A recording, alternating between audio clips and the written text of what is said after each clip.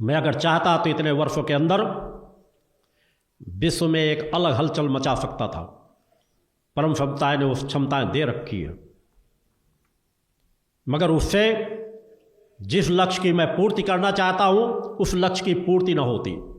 बहुत बड़ी संस्था खड़ा कर लेने से लक्ष्य की पूर्ति नहीं होती। करोड़ों करोड़ों की संख्या में लोगों के खड़े हो जाने से किसी लक्ष्य की पूर्ति नहीं होती। लक्ष्य की पूर्ति होती है चेतनावान साधकों साधिकाओं के खड़े हो जाने से। सैकड़ों कौरवों से अधिक 5 पांडव श्रेष्ठ होते हैं, क्योंकि उनके साथ भगवान खड़े होते हैं। सत्य की ताकत उनके पास होती है, ऊर्जावान होते हैं, चेतनावान होते हैं, परोपकारी होते हैं, पुरुषार्थी होते हैं।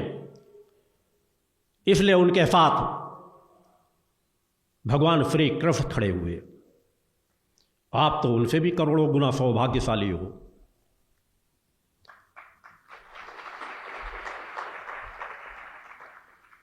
भगवान कृष्ण जैसे महायोगी भी जिस जगत जननी की रजकण पाने के लिए तरसते हैं, तड़पते हैं, आपको तो वह जगत जननी आशीर्वाद देने के लिए तत्पर है।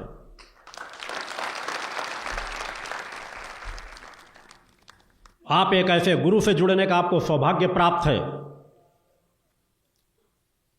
जो सिद्धाश्रम परम धाम, मैं इस धाम की बात नहीं कर रहा, अनंत लोकों में जो माता आदि शक्ति जगत जननी जगदम्बा के दिव्य धाम शक्ति धाम के बाद दूसरा सबसे सशक्त धाम कहलाता है, जिसे मुक्ति धाम, परम धाम, दिव्य धाम कहते हैं।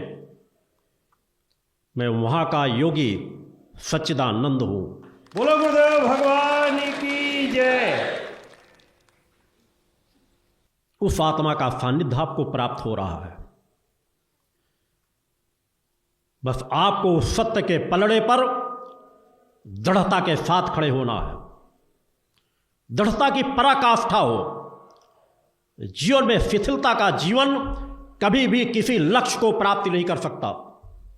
यह जीवन में किसी भी लक्ष्य को प्राप्त करना है तो हमारे अंदर दृढ़ता की पराकाष्ठा होनी चाहिए, सत्य की पराकाष्ठा हो, निष्ठा विश्वास की पराकाष्ठा हो, भक्ति की पराकाष्ठा हो।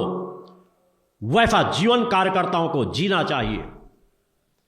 ऐसा जीवन बार बार प्राप्त नहीं होगा। यह सहज यात्रा नहीं है।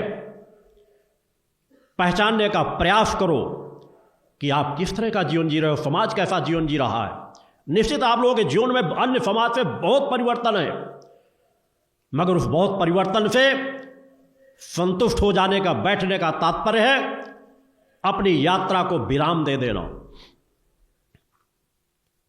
जीवन में गति हो, चैतन्यता हो, प्रवाह हो। एक ऐसा प्रवाह जो नदी के प्रवाह से भी तीक्ष्ण हो। जिस प्रकार एक नदी बड़े बड़े पहाड़ों के बीच से उनका भी सीना चीरते हुए अपना रास्ता मार्ग खोज लेती है, बड़ी वैसे बड़ी चट्टानों को भी अपने वेग से काट देती है, वैसा प्रवाह आप लोगों के अंदर होना चाहिए। वैसा प्रवाह मैं अपने शक्ति साधिकाओं और साधकों के बीच देखना चाहता हूं, जो समाज की इन विपरीत परिस्थितियों में, समाज के संघर्षों के बीच में उनकी आंतरिक चेतना पर कभी भी ठहराव ना पाए, उनके पुरुषार्थ में कभी ठहराव ना आए, उनकी भक्ति में कभी ठहराव ना आए, उनकी मन की एकाग्रता में एक विशेष दृढ़ता हो, तन से वह बलिष्ठ बने और बुद्धि की प्रखरता को प्राप्त कर सके। तभी समाज में परिवर्तन डाला जा सकता है। अपने आप को कमजोर मत समझो। इस यात्रा में तुम गरीब हो अमीर हो ये मायने नहीं रखता। बस तुमने अपने हृदय पर मेरे अपने विचारों को कितना धारण किया है, महत्वपूर्ण यह है।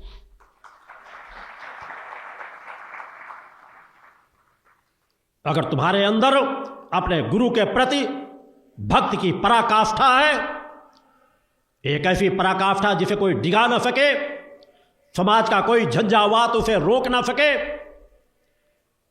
तुम्हारे चेतना के प्रवाह को दुनिया की कोई ताकत रोक नहीं पाएगी।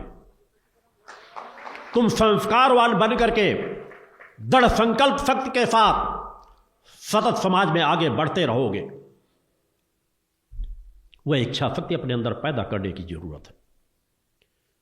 जीवन तो सभी जीते हैं, जन्म लेते हैं, बड़े हुए, शादी किए, 4 बच्चे पैदा किए, उनके उसमें लिप्त रहे और फिर मरकर चले जाते हैं। क्या मानव जीवन का यही आनंद है? क्या मानव जीवन की यही तृप्ति है? क्या मानव जीवन के इसी के लिए बना हुआ है कि पैदा हो, 4 बच्चे पैदा करो और मर करके चले जाओ, और उन बच्चों को भी ये सिखा जाओ कि तुम भी शादी करना, 4 बच्चे पैदा करना और फिर तुम भी मर करके चले जाना? कौन सा सुख भोग आपके साथ जाता है? कभी इस पर विचार किया गया? मानव जीवन जिसे पाने के लिए देवता भी तरसते हो, मानव जीवन जिसके में निखिल ब्रह्मांड समाहित है, जिस आत्मा में इतनी बहुमूल्य धरोहर को पाकर अगर आप लोगों के अंदर, मेरे शिष्यों के अंदर तड़प पैदा ना हो सके कि हमें अपने आप को जानना है, अपनी जगत जननी को जानना है, अपनी शक्तियों को जानना पहचानना है, कब उसके प्रति भूख पैदा होगी अपने अंदर? कब तड़प पैदा होगी अपने अंदर? कब त्याग और वैराग्य की प्रबल भावना, प्रचंड भावना आपके अंदर धधकेगी, एक ऐसी ज्वाला जिसे कोई बुझा न सके? वह इच्छा शक्ति पैदा करना ही होगा। जीवन में प्रथम आत्म कल्याण होना चाहिए, क्योंकि यदि हम अपने सगे नहीं बन सके तो हम किसी दूसरे के सगे नहीं बन सकते। कभी विचार ही नहीं करते। बाहर की आपाधापी में, संसार के झंझावातों के बीच में जिस भागदौड़ में दुनिया भग रही है, उसी भागदौड़ के बीच आप भी भगते चले जा रहे हो। सोचना ही नहीं चाहते हो कि हमारा हित किसमें है, हमारे परिवार का हित किसमें है, मैं इन जो संघर्षों के बीच जीवन जरण से मुक्ति कैसे पा सकता हूं। जिस दिन सत्य के प्रति थोड़ी भी निगाहें मुड़ जाएंगी कि मुझे बाहर से अधिक मेहनत, पुरुषार्थ और परिश्रम करना है अपने अंतःकरण को पवित्र निर्मल बनाकर चेतनावान बनाने के लिए, वह तड़प पैदा करने का प्रयास करो, वह इच्छा शक्ति अपने अंदर पैदा करो कि हमारे अपने अंतःकरण को हमें जगाना है। बाहर की पूंजी इकट्ठा करने से हमारा कल्याण नहीं होगा। उससे तुम 25 साल 50 साल अधिकतम उसका लाभ ले सकते हैं, एक दिन सब कुछ हमसे छिन जाएगा। हमें ललक पैदा करने पड़ेगा एक ऐसी पूंजी को जो आज भी हमारे साथ रहे, इस जीवन के बाद भी हमारे साथ रहे और सदा सदा हमारी बन जाए। वो तभी होगी जब थोड़ा सा सोचोगे, इच्छा शक्ति पैदा करोगे कि हमें अपने आप को पहचानना, अपने कर्तव्य को पहचानना है। अनेकों जीवन होते हैं, जब आप कहानियां पढ़ते हो कि राम थे, कृष्ण थे, या और कोई महापुरुष थे, या समाज सेवक थे, या ऐसे कोई राजा महाराजा थे जिन्होंने समाज के लिए बहुत अच्छा कार्य किया, सोचते हो काश उनके साथ हम होते। आज वो काश नहीं है, आज तुम साकार हो और उस यात्रा के साथ जुड़े हुए हो। तुम्हें अपना कर्तव्य करने का खुला मौका मिल रहा है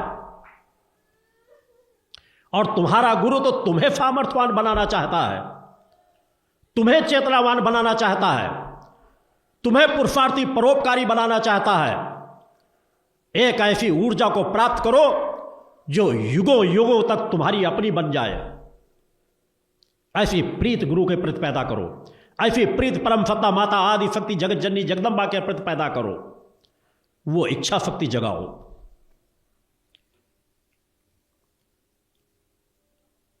भटकाओं से थोड़ा सा रोको अपने आप को। साधना केवल इसके लेने की दौड़ते हुए गए पूजन स्थल में बैठे और बस मंत्र जाप किए, काम कोटा पूरा हो गया। मन को स्थिर करो, विचार करो, सोचो। ये जब थोड़ा सा ठहरने लगोगे, सोचने लगोगे, मन को एकाग्र करने लगोगे, तो तुम्हारी नित्य की ऊर्जा, तुम्हारी नित्य की साधना तुम्हारे लिए और कल्याणकारी होने लगेगी। तुम्हारी समस्याओं का समाधान भी सहज भाव से होने लगेगा। तुम्हें तृप्ति मिलेगी, शांति मिलेगी, संतोष मिलेगा और कार्य करने की गति कई गुना ज्यादा बढ़ जाएगी। मगर जिस तरह आपको आपका गुरु अपने जीवन का अंग मानता है, उसी तरह जिस दिन आप इस लक्ष्य को अपने जीवन का लक्ष्य मान लोगे और उस कर्तव्य पथ पर बढ़ चलोगे जिस पर आपका गुरु बढ़ाना चाह रहा है, तो सहज भाव से परिवर्तन आता चला जाएगा। वो इच्छा शक्ति पैदा करो। जिस तरह सूर्य के उदय होने से अंधकार मिट जाता है, प्रकाश आ जाता है, हमें सब कुछ साफ साफ दिखाई देने लगता है।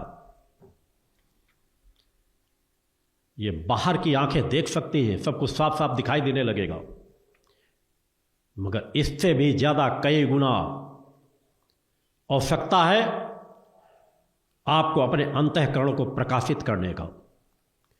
जिस दिन आप अपने अंतःकरण को प्रकाशित कर लोगे, तो जो तृप्ति आपको आंखें खुलते ही प्रकाश को देखकर होती, सब कुछ साफ साफ देख लेते हो, जिस तरह अंतःकरण प्रकाशित हो जाएगा, इंद्रियां आपके वशीभूत हो जाएंगी, तो वैसा ही प्रकाश अंदर से फूटने लगता है, सब कुछ साफ साफ दिखाई देने लगता है, अंदर की तृप्ति प्राप्त होने लगती है, आनंद प्राप्त होने लगता है, निरोगता की प्राप्ति होती है, चेतना की प्राप्ति होती है। तड़प पैदा करो, क्योंकि आपके गुरु ने जैसा जीवन हमेशा जिया है वैसी अपेक्षा शिष्यों से करता है कि क्या आप अपने स्वयं के जीवन में, आप अपने परिवार में, अपने बच्चों के जीवन में वह प्रवाह डाल पा रहे हो? क्या भक्ति में अपने आप को थोड़ा डुबा पा रहे हो?